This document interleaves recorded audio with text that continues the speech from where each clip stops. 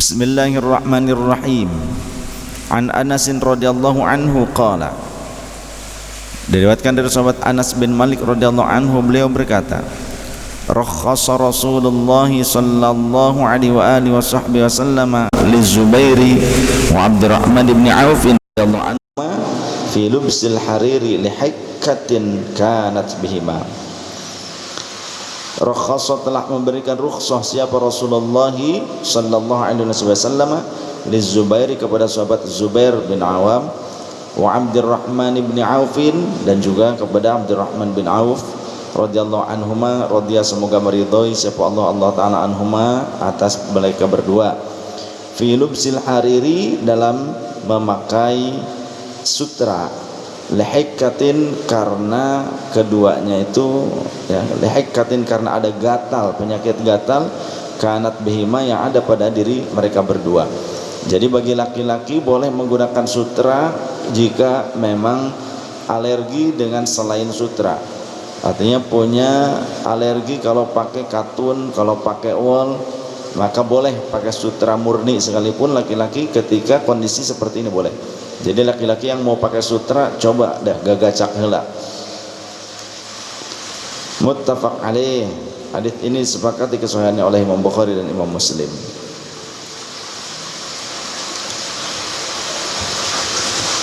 Kemudian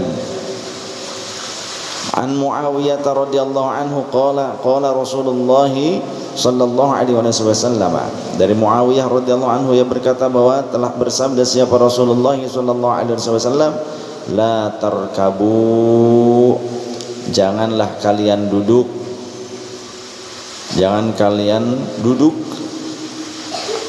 al khuzza walan nimara, duduk di atas kain yang ditenun dengan sutra, dan jangan pula di atas kulit harimau. Jangan mentang-mentang kita ini jagoan kemudian menjadikan kulit harimau sebagai alas duduk kita. Nah, memeh duduk di kulit harimau juga geus paeh heula meureun kok diterkam. Jangan, kata Rasulullah, makruh hukumnya. Kejadian ini karena apa? Karena Rasulullah melihat ada orang yang duduk di atas pelana yang terbuat dari sutra. Laki-laki yang dimaksud.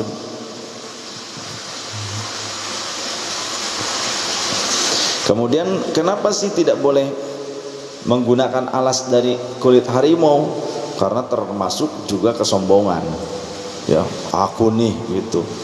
Kulit harimau saja aku jadikan sebagai ampar, sebagai alas. Ya. Padahal bukan dapat dia itu, dapat orang lain. Coba kalau dia duduk di harimau abong tadi tewak mah langsung ke harimau meureun. Dan itu kebiasaan orang-orang di luar muslim biasanya dulu, orang-orang Romawi ya. Pembesar-pembesarnya seringkali menggunakan itu. Kaum-kaum Sparta, karena menunjukkan kegagahan mereka. An Abi Sa'id Al-Khudri, dari riwayat sahabat Abi Sa'id Al-Khudri radhiyallahu anhu, qala, beliau berkata, kana Rasulullah sallallahu alaihi wa alihi wasallam, adalah kebiasaan baginda Rasul sallallahu alaihi wasallam, idzas tajadda thauban sammahu bismihi, idzas tajadda, apabila Rasulullah mempunyai baju baru, jadid ya, idzas tajadda thauban, idzas tajadda, jika Rasulullah memperbaharui thauban, bajunya, atau mempunyai baju baru gitu maksudnya. Sammahu, maka ngarani sapa Kanjeng Rasul sallallahu alaihi wasallam hu ing ikulah thaub, bismihi, kelawan asma'ni ya.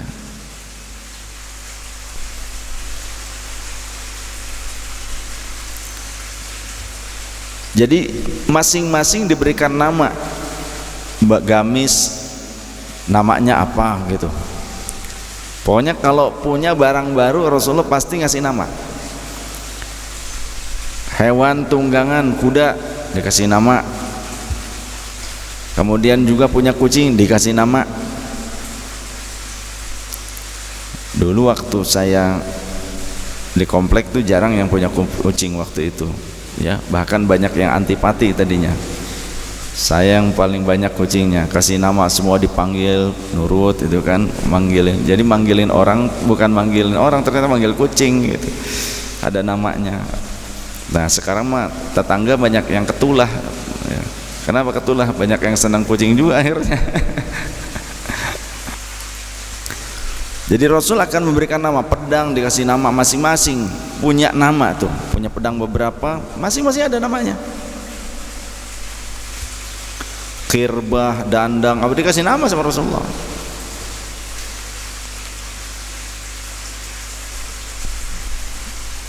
Ataupun imamatan, sorban, Rasulullah punya sorban baru dikasih nama gitu.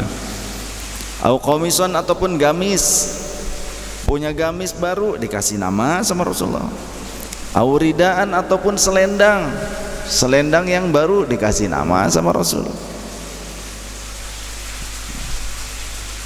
Ya kalau di sini mau ngikutin cara seperti itu asal yakin aman, nggak bikin ribut keluarga, gitu kan. Suami ngasih nama apa gitu kan, ternyata ngasih namanya nama perempuan lagi. Pas manggil ternyata istrinya marah ngamuk gitu kan. Padahal memberikan nama tertentu. Kenapa istri marah? Ya patut juga curiga karena dikasih nama perempuan.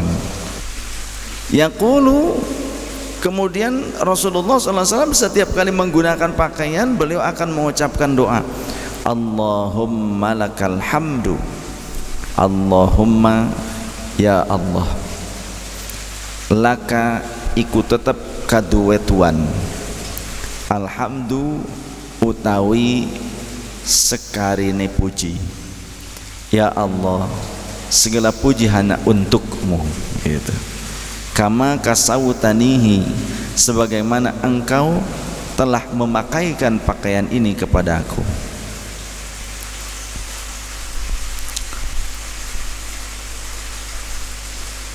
As'aluka khairahu, aku memohon kepada engkau kebaikan dari pakaian ini, wa khaira ma suni'a lahu, dan kebaikan yang diciptakan untuknya aku mohon ya Allah. Wa a'udzubika min syarrihi, dan aku mohon perlindungan kepada engkau dari buruknya akibat pakaian ini, atau dari buruknya pakaian ini, terlihat burukkah atau kadang bikin gatal, itu juga hal yang buruk. Wa syarri ma suni'a lahu, dan keburukan yang diciptakan untuk pakaian tersebut. Contoh, mungkin pakaian tersebut akan mudah tersambar petir, begitu kan. Nah, artinya ada keburukan yang Allah ciptakan untuk pakaian tersebut. Nah, ketika kita memakainya ternyata ya kita akhirnya kesambar petir. Contoh, ini bahasa yang barusan ya, penjabarannya seperti itu.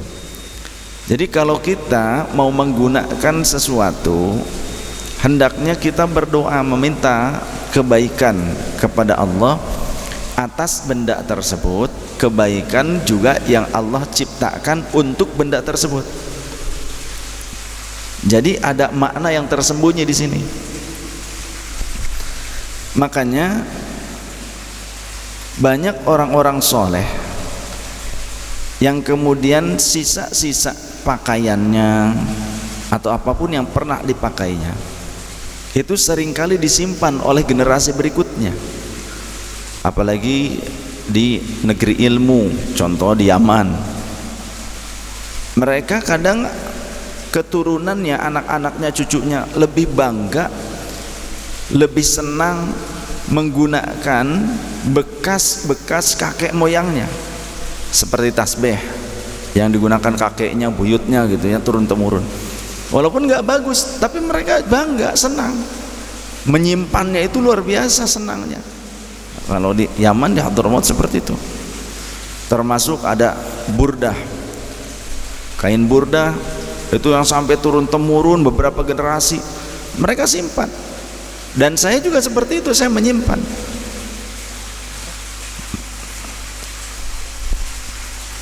Karena apa?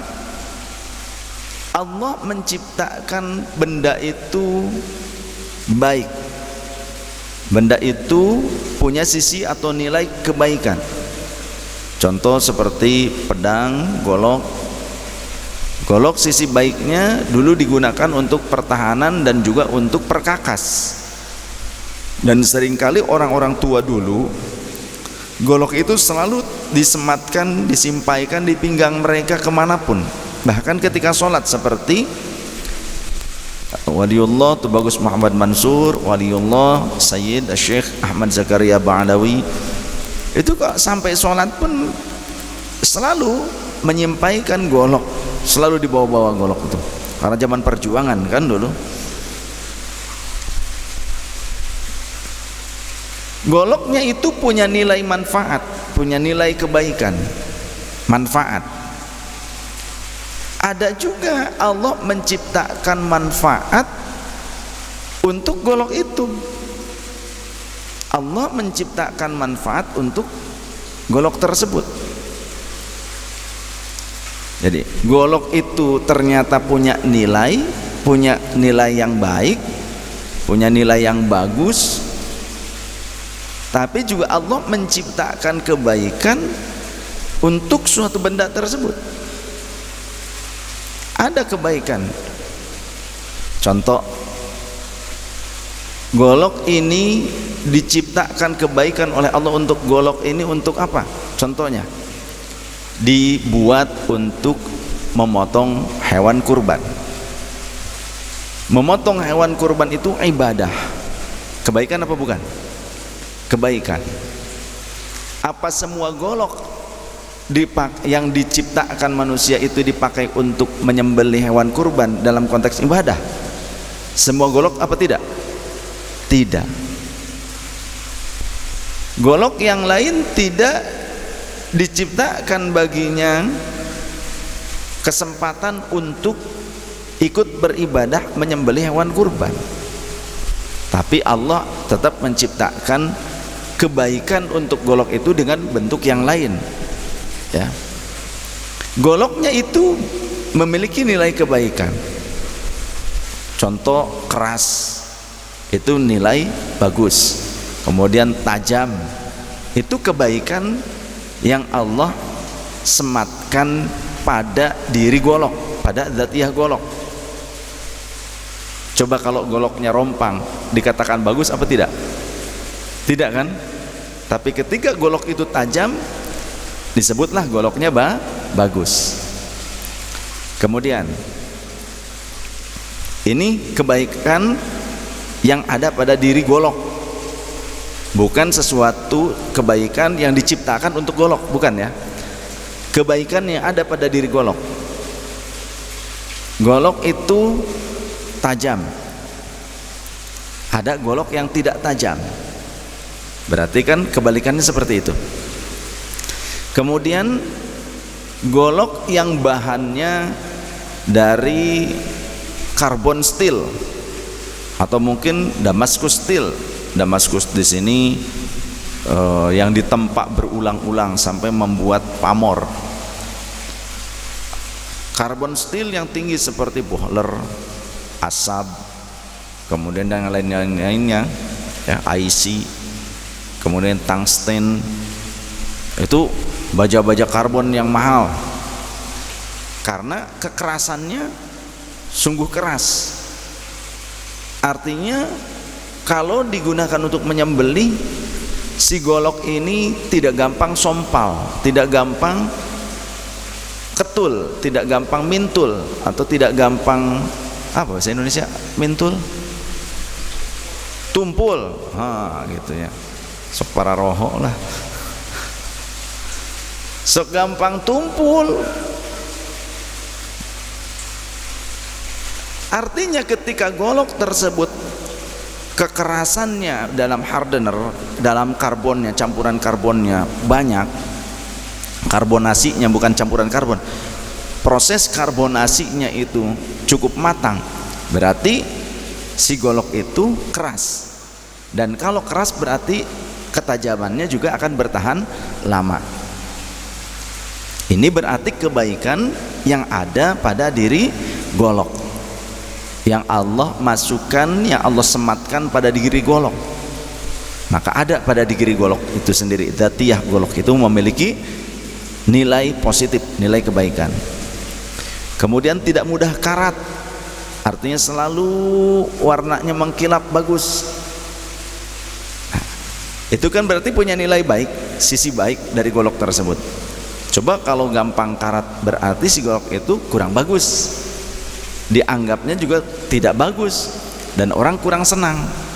Nah, itu nilai kebaikan yang ada pada diri golok. Sedangkan Allah menciptakan kebaikan untuk golok. Allah menciptakan kebaikan untuk golok tersebut. Contoh tadi, Allah memberikan kesempatan, Allah menciptakan kejadian di mana golok tersebut digunakan untuk memotong hewan kurban. Artinya Allah menjadikan hewan kurban tersebut dipotong oleh golok itu. Memotong hewan kurban adalah ibadah. Kebaikan apa bukan? Kebaikan. Dan kebaikan ini Allah berikan kepada golok yang tajam tadi. Dipilih gitu loh, terpilih. Jadi ada kebaikan yang ada pada diri goloknya, ada kebaikan yang Allah ciptakan untuk diri golok. Nah, ketika Allah ciptakan kebaikan untuk golok tersebut, bukan cuma menyembelih hewan kurban saja ya, artinya banyak hal. Ini contoh, ini analogi. Ini saya sedang menganalogikan yang gampang-gampang sajalah. Maka ketika kita manusia menyimpan golok tersebut, contohnya ada golok nih contohnya, maka kita akan meraih kebaikan yang Allah berikan, Allah siapkan, Allah ciptakan untuk golok tersebut. Contohnya, golok ini tajam, bisa untuk menyembelih hewan kurban. Kejadian hewan kurban, penyembelihan hewan kurban, Allah limpahkan kepada golok tajam itu, dan menyembelih hewan kurban itu adalah ibadah. Kita memegang atau memiliki golok tajam tersebut. Kira-kira pas waktu musim kurban kita diperkenankan menyembelih apa tidak? Kita ditunjuk, dipercaya apa tidak? Ya, taruhlah kita sudah punya ilmunya, mengerti. Apalagi ketika selain kita punya ilmu menyembelih kurban, kita juga punya golok yang tajam tadi, dan itu nyata. Contoh Anande cerita beliau, belum pernah seumur umur tuh motong hewan kurban. Pas beli golok dari sini, golok yang bagus kan. Pada saat Idul Kurban, tukang jagalnya ditawari oleh Anande, "Mang, pakai iya gitu, pakai golok saya aja." Pas dilihat sama tukang jagalnya, "Wah, ini mah golok bagus, golok mahal cenah." Gitu. Itu dipakai sama tukang jagal, sriwing cepet. Idul Adha itu Anande belum motong, tapi baru diketahui bahwa beliau punya golok bagus. Tahun depannya nggak pakai jagal lagi, sudah nande saja, dia punya golok bagus dan dia ngaji, dia ngerti ilmunya gitu, kata orang-orang di komplek perumahannya. Akhirnya ada tukang jagal waktu itu ada dipanggil juga, karena sudah tahu, tukang jagalnya juga yang itu juga sudah tahu ini orang yang punya goloknya gitu. Ya sok tuh, jangan cina motong cina, ayo bantuan cina, sok potong gitu. Beliau langsung ya, prosesi pemotongan hewan kurban. Satu kali berhasil, kata tukang jagal, lanjut yang lainnya begitu. Jadi tukang jagal mah cuma bagian nyisitan gitu. Jadi sembelih terus sembelih, semuanya akhirnya disembelih. Nah, manfaatnya berarti menyimpan golok yang bagus itu, anande diberikan kesempatan oleh Allah untuk melakukan ibadah yang punya nilai baik. Apa? Penyembelihan hewan kurban. Ya, ini dasarnya, bukan cocokologi, bukan ya, cocokologi. Ini hikmah. Yu'til hikmata may yasha wa may yu'tal hikmata faqad utiya khairan katsira wa ma yadzakkaru illa ulul albab. Makanya para sahabat mereka juga sering menyimpan, banyak yang menyimpan benda-benda peninggalan Rasulullah, termasuk jubah. Bahkan kemudian jubah tersebut, jubah bekas Rasulullah, seringkali dicuci. Nahnu naghsiluha lil mardha yustashfa biha, dalam Sahih Muslim. Kata Sayyidah Asma binti Abu Bakar Siddiq, kami seringkali radhiyallahu anhum, kami seringkali mencuci atau mencelupkan jubah Rasul ini ke air yang kami gunakan airnya untuk mengobati orang-orang yang sakit di antara kami. Ada manfaatnya tidak? Ada manfaatnya, karena Allah menciptakan suatu benda pasti ada manfaatnya, walaupun kotoran sekalipun. Benda yang terlihat hina, najis oleh kita, kita anggap itu tidak ada manfaat, salah. Tidaklah Allah menciptakan makhluknya dengan sia-sia. Pasti Allah menciptakan setiap makhluk itu ada manfaatnya ya. Kullu makhlukin manafi'un, setiap makhluk ciptaan Allah pasti ada manfaatnya. Bahkan orang gila sekalipun, itu masih ada manfaatnya. Rawahu Abu Dawud wa Tirmidzi wa qala haditsun hasanun, hadits ini hadits hasan. Jadi bukan berarti bahwasannya ulama Ahlus Sunnah wal Jamaah itu melakukan bid'ah kemudian cari-cari dalil, bukan. Namanya juga ulama kita, ulama-ulama yang faqih, faham terhadap Al-Quran dan hadis, faham fiqih, faham melotok. Ketika mereka melakukan amaliyah tabarruk ngalap berkah ya, nyimpen benda-benda peninggalan orang-orang soleh, benda-benda peninggalan ulama, orang soleh, mujahidin ya, mujahid, para pejuang dulu, maka menyimpannya itu ada nilai tertentu, ada nilai tersendiri. Minimal ada nilai sejarah, kebaikan yang akan kita dapatkan dengan menyimpannya, karena Allah juga membuat kebaikan untuk benda tersebut. Di antaranya yang kita dapatkan, kita akan merasa bangga dengan perjuangan leluhur kita. Leluhur kita memperjuangkan apa? Memperjuangkan kemerdekaan bangsa dan negara Indonesia. Maka ketika kita menyimpan benda-benda para pejuang kita tersebut, akan tumbuh rasa nasionalisme. Eta nilai, eta teh mahal ya.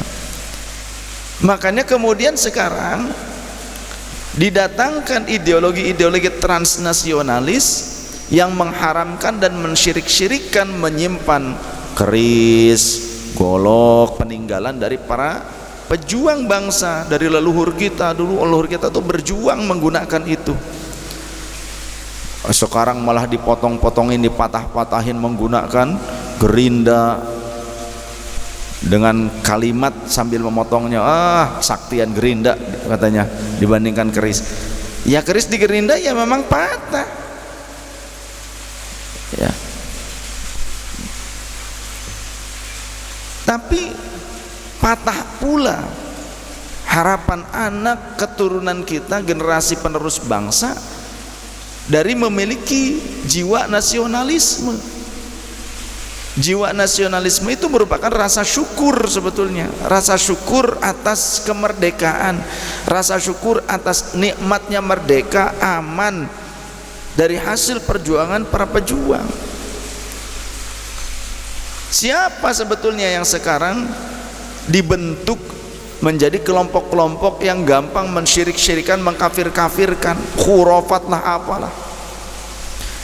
Sedangkan dulu para sahabat Rasul menyimpan bukan hanya pedang Rasulullah, bukan hanya peninggalan Rasulullah, peninggalan yang lain juga, peninggalan sesama sahabat disimpan. Pedangnya Khalid bin Walid disimpan, kemudian juga cambuk itu pada disimpan, ada panah lah, ada gamis, imamah, ada disimpan, tongkat. Salafun as-soleh, kalau benar mengikuti salafun as-soleh, begitu caranya. Jangankan itu benda yang bisa bergerak, artinya bisa dibawa bergerak. Sekarang tempat yang tidak bisa dibawa bergerak, pinggiran jalan, tempat kosong, ya, tegalan, itu seringkali dicari oleh para sahabat, oleh tabi'in. Tabi'in kemudian mencari tempat tersebut, tanah kosong, kemudian sholat di pinggiran jalan, di tempat-tempat itu, cari lagi tempat lain, sholat lagi. Ada juga sebuah pohon yang besar rindang, mereka sholat di bawahnya, bukan menyembah pohon, tapi dulu Rasulullah ternyata ketika ditanya kenapa, karena ayahku dulu seringkali datang sholat ke tempat ini. Karena kata ayahku, dulu Rasulullah sholat di tempat ini. Coba kalau pikirannya cupet, syirik, dianggapnya menyembah pohon, padahal lagi sholat di bawah pohon. Sholat di bawah pohon bukan menyembah pohon. Sama seperti halnya sekarang kalau kita ziarah kubur, itu langsung dipropagandakan menyembah kubur. Kita ziarah kubur bukan menyembah kubur. Bedakan antara ziarah kubur dengan menyembah kubur. Tawasul bukan menyembah. Tawasul merupakan ajaran Ahlus Sunnah wal Jamaah, ajaran Rasulullah, bukan menyembah kubur. Sok ayah wahnya. Nah, siapa sih mereka yang kemudian muncul kelompok-kelompok ini membawa jargon-jargon seperti itu, tuduhan-tuduhan seperti itu? Harus tahu, ideologi seperti ini ditumbuhkan, dibuat oleh orang-orang yang ingin menghancurkan Islam dari dalam, sehingga orang-orang awam, orang-orang muslim yang awam tidak paham dan bahkan cenderung menyalahkan pelakunya dan juga yang mengajarkannya, yang notabene pelaku dan yang mengajarkannya yang paling utama adalah para ulama Ahlus Sunnah wal Jamaah. Akhirnya sekarang sudah terbukti banyak orang-orang awam baru didoktrin oleh doktrin seperti ini, mereka berani menyalah-nyalahkan ulama yang jelas ngelotok ilmunya. Terbukti kan? Bener kan? Jadi siapa mereka? Mereka adalah kelompok-kelompok yang dicekokin, didoktrin oleh doktrin produk dari luar Islam yang ingin menghancurkan kekuatan spiritual Islam atau nilai-nilai hikmah Islam, nilai sejarah, nilai nasionalisme, apa seperti itu, nilai-nilai spiritual. Nilai-nilai spiritual ini luar biasa, jangan dianggap remeh.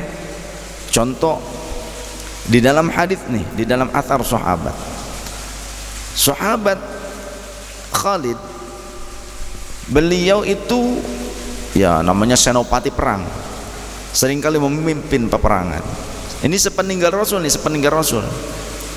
Pada saat perang, sahabat Khalid kehilangan topi perangnya, qolan suah, sehingga beliau ribut sibuk mencari peci perangnya.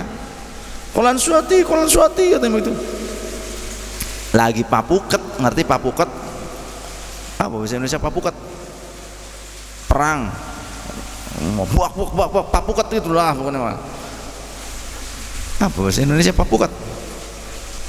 Hah? Ya lagi rame perang gitu lah, lagi perang, lagi rame gitu. Kehilangan topi perangnya, peci perangnya, malah ribut nyariin peci. Dari sahabat Khalid tuh, Senopati nih, panglima perang nih, Kulan Suwati, nggak peduli pedang musuh kayak apa gitu, nggak peduli. Yang dia peduli kan nyari itu tuh.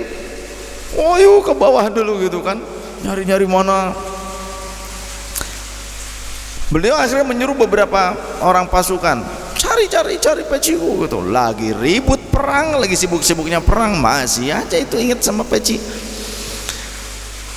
Nggak ada katanya, oh, perang lagi. Kata sahabat, cari sampai ketemu gitu. Ternyata ada yang menemukan, ini aku dapat. Wah, Qulan suatun laisa bijadidin, ternyata peci buluk begitu. Bukan peci baru, bukan topi bagus, apa ini topi buluk katanya. Buluk begini dicari. Gitu, kata orang Betok, kayak gitu kan. Akhirnya kata sahabat Khalid, kamu mah nggak tahu, sesungguhnya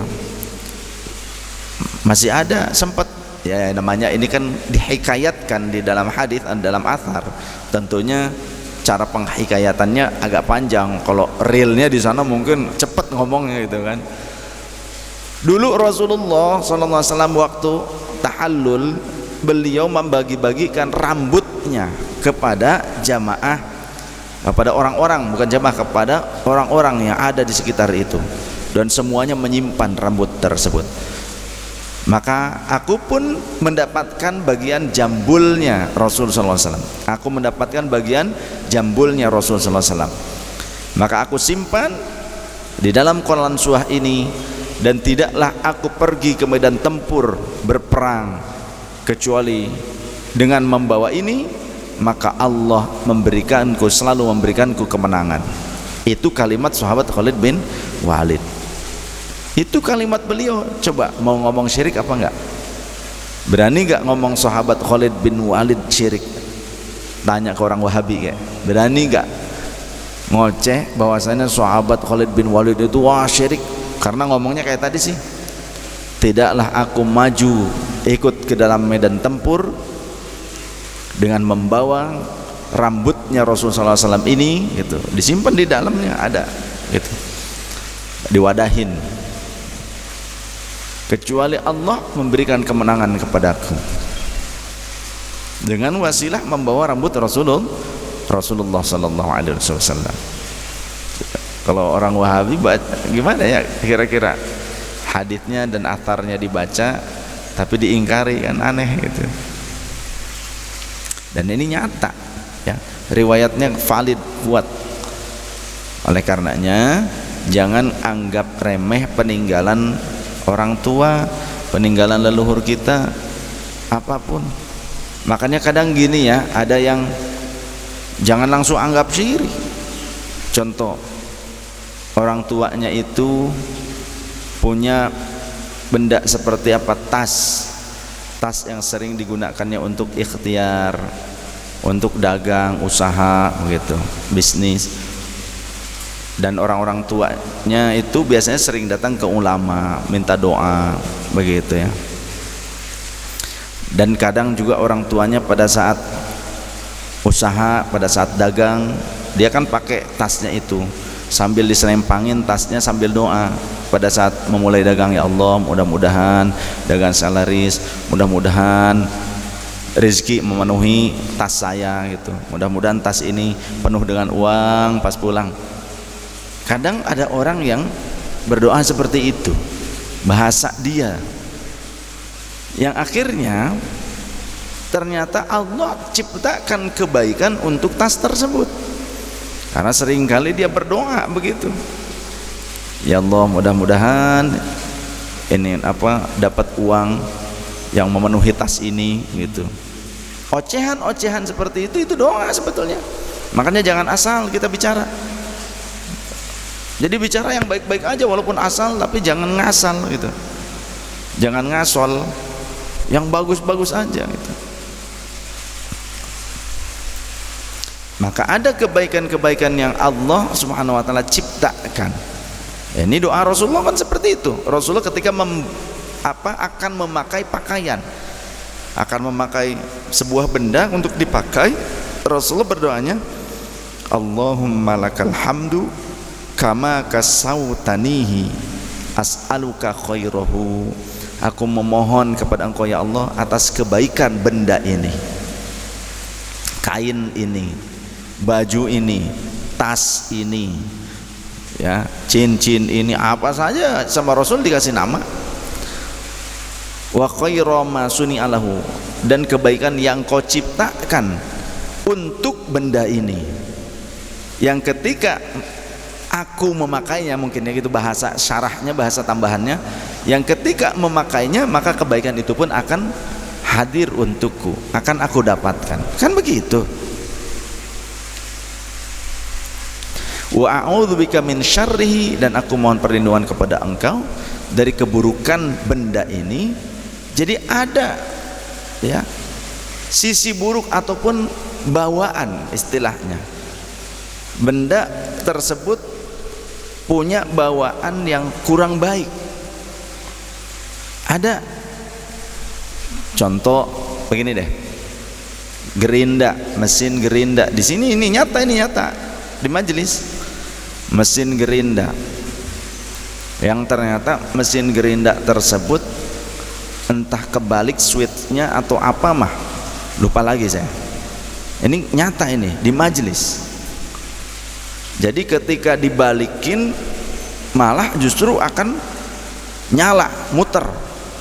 Tadinya dipikirkan sudah mati, si gerinda itu sudah mati, sudah di off, tapi ketika dibalikin ini nyala sendiri. Dan ketika nyala kita nggak ngeh, kita ngehnya tadi itu kan sudah mati, ternyata nyala sendiri. Akhirnya kena kaki hampir terpotong, ya luka sayat dalam, ya lumayan mau pingsan orangnya, dibawa ke rumah sakit. Artinya ada apa ya, bawaan gitu istilahnya. Ini yang kata Rasulullah, a'udzubika min syarri. Kalau memang tidak ada seperti itu, ngapain Rasulullah berdoa seperti ini, betul tidak? Nah, ini hikmah harus ngerti dalamannya. Dalil tuh jangan cuma terjemahan saja lewat begitu, cuma dibaca doang, paham enggak? Ini ngajinya harus paham benar-benar nih syarahnya. Ibu syarah juga sampai ngaji kan supaya paham gitu.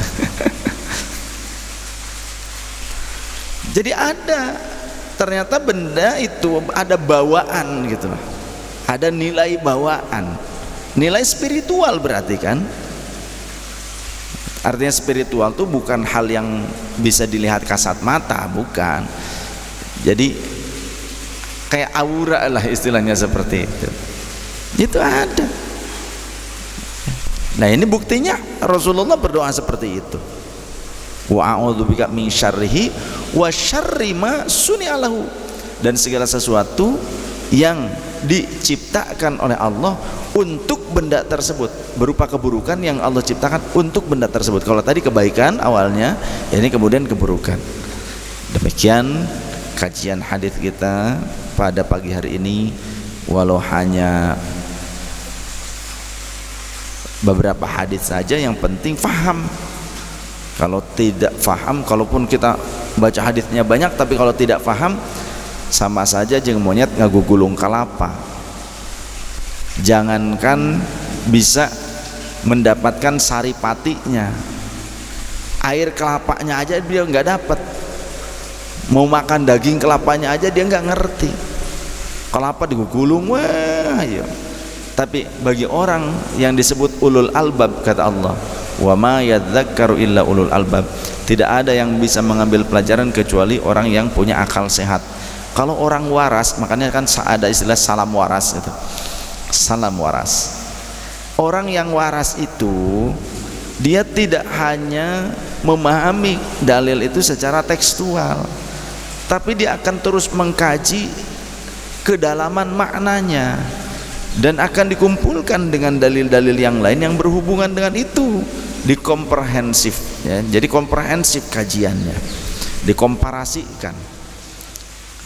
Dan bukan berarti dengan apa ya, dengan tanpa ilmu, dengan tanpa dasar ilmu, bukan berarti seperti itu, tapi tetap harus dengan bimbingan seorang guru yang mumpuni ilmunya, yang sudah mendapatkan pengajaran secara musalsalah, secara bersilsilah, berkesinambungan, jalur nasab ilmunya itu, sanad ilmunya sampai kepada Rasulullah SAW. Jadi memahami Al-Quran dan hadis itu ala Rasulullah, bukan ala kita, apalagi ala kadarnya. Ya, bagaimana mungkin kita bisa memahami Al-Quran dan Sunnah ala Rasulullah kalau kita hanya berlandaskan terjemah dari buku-buku, baca-baca internet, tidak punya guru yang membimbing? Dari mana kita tahu pemahaman Al-Quran dan Sunnah ala Rasulullah? Sedangkan yang tahu itu kan para sahabat, kemudian sahabat ditransfer kepada tabi'in, tabi'in kepada atba'ut tabi'in, terus sampai kepada kita. Jadi istilah Islam turunan tuh bagus. Orang kalau ada yang mengejek, nah sekarang ada juga muncul, kalian mah Islamnya Islam turunan, sengaja dibegitukan.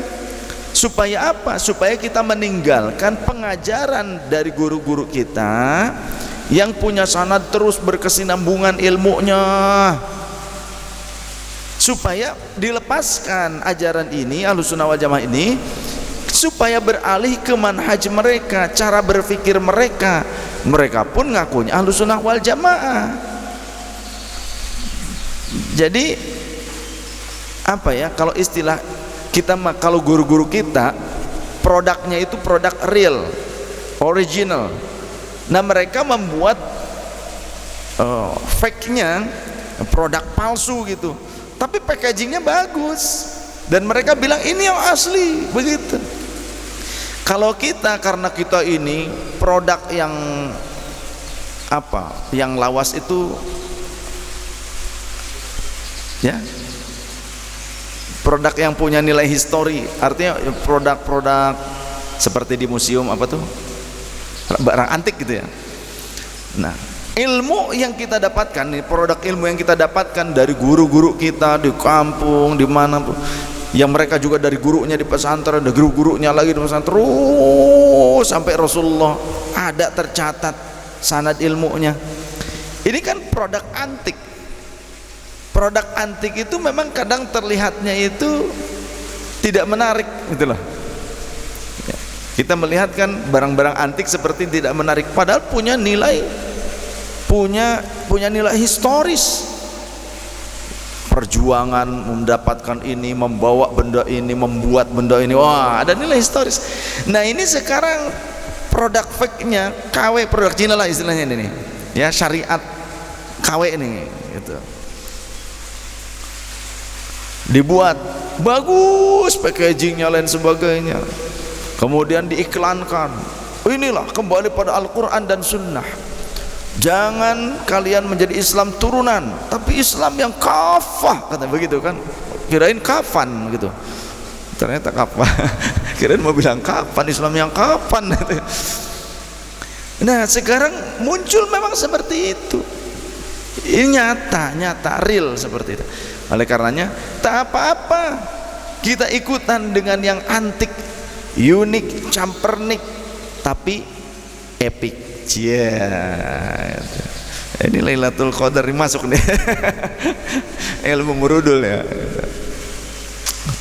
Ya. Tapi kalaupun ada produk fake gitu ya, artinya produk di sini dakwah, jargon dakwah atau apapun gitu, produk pemahaman ala ro'yu mereka sebagai kelompok kecil, walaupun packagingnya bagus dan sebagainya, belum tentu itu real, otentik, original. Demikian. Subhanakallahumma wa bihamdika asyhadu an la ilaha illa anta nastaghfiruka wa natubu ilaik.